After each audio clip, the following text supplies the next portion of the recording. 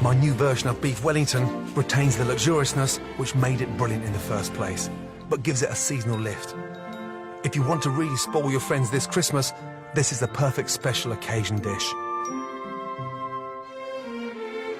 Beef Wellington has to be the ultimate indulgence, one of my all-time favourite main courses, and it would definitely be on my Last Supper menu. My version is a lot lighter and sexier, and for Christmas I'm going to give it an added twist. First off, the fillet of beef. Now, look at it, it's beautiful. First, the most important part is to sear it. Salt, pepper. The fillet is the leanest and the most expensive cut of beef. It comes from underneath the lower backbone, a part of the animal which has very little muscle, and this is what makes it such a tender cut. Very, very hot pan, olive oil, and literally roll it around the pan. We're not cooking the beef, we're just searing it, which will really help to give another layer of flavour and beef in. Lovely. Now use the side of the pan so the beef sears down the back when you tilt it. It's a secret to get it done quickly. It gives that really nice roasted flavour. Delicious. Once you've got the colour, very carefully lift up the beef and sear it on top and sear it on the bottom. Out and onto the plate. English mustard. What this does now, it gives it a bit of heat. Just lightly brush the mustard over the beef. So really important that you do this as the beef comes straight out of the pan. And as the beef starts to cool down, it absorbs all that heat from the mustard. Horseradish is a really nice alternative as well. Just leave that to sit and relax. As the fillet rests, prepare the filling, which is called a duxelle.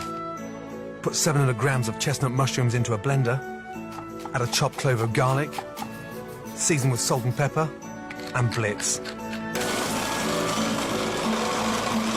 Christmas wouldn't be Christmas without chestnuts. I just crumble them in to the mushrooms. The chestnut's sweet, nutty flavour works brilliantly with the earthy taste of the mushrooms. And because they contain more starch and less oil than other nuts, they have a much softer texture that is perfect for the filling. That smells amazing. It smells like Christmas. Once the mixture is finely chopped, cook in a hot, dry pan. This removes the water from the mushrooms and intensifies the flavour.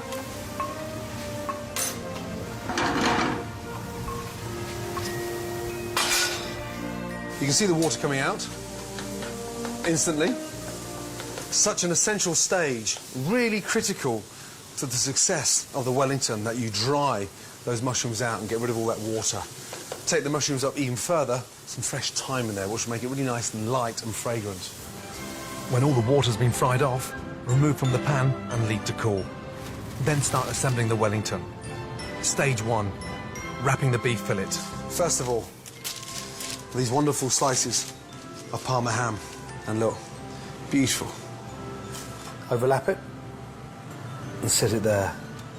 So the secret of overlapping the Parma ham is to make sure it contains all those juices coming out of the beef. In the traditional recipe for beef Wellington, a thick chive and spring onion pancake is used instead of ham. But the Parma ham makes the dish much lighter, and its sweet, salty flavour really complements the mushroom and chestnut filling. A little touch of pepper. No salt, because the ham is naturally salty. Just a little twist of pepper. And then from there, your mushrooms.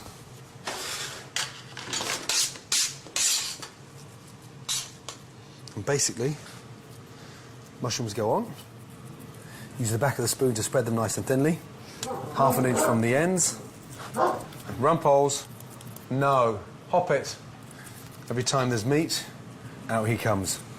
Next, lay the beef on top. And very carefully, fold that over. Now, we're going to lift that up and wrap the beef nice and carefully. So all that mushroom and Parma ham is encasing the beef all the way over. Push it nice and tight. Roll it nice and tight. And go all the way over. Now, the secret from here is to really let the cling film do the work. Just nip it at the ends and squeeze. And what we're doing is just creating this wonderful sort of cylinder shape off, and then just twist it nice and tightly. And the tighter it is, the more perfect the shape. Then place in the fridge for 15 minutes to firm up.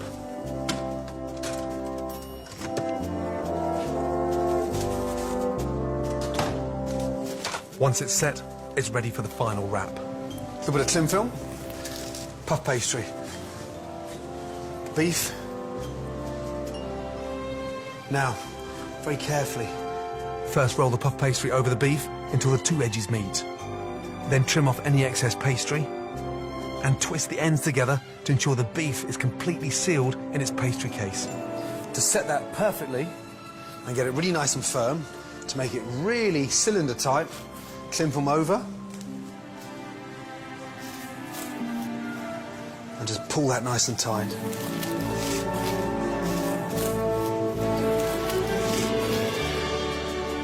But the big secret behind this is that it can be done the night before. And the tighter the cling film, the better the shape. The more even the shape, the more even it cooks. Put it back in the fridge for 5 minutes to firm up again. Then take off the cling film, almost like the perfect Christmas cracker.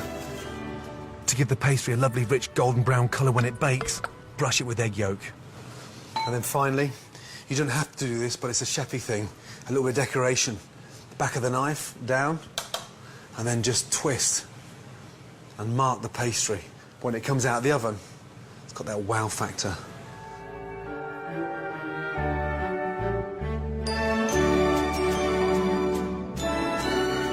Add a generous sprinkle of salt to ensure the pastry becomes lovely and crisp.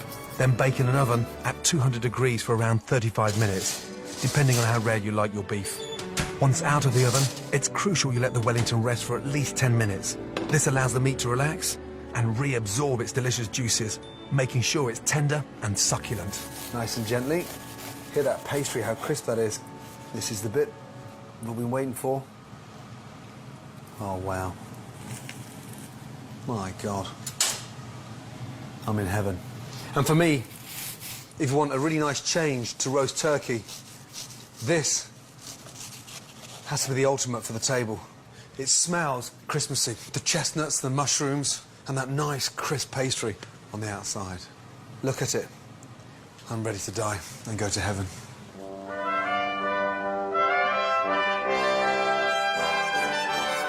For really special occasions, or as an alternative to turkey for Christmas dinner, serve my beef Wellington with gloriously creamy mashed potatoes and shavings of exquisite white truffle.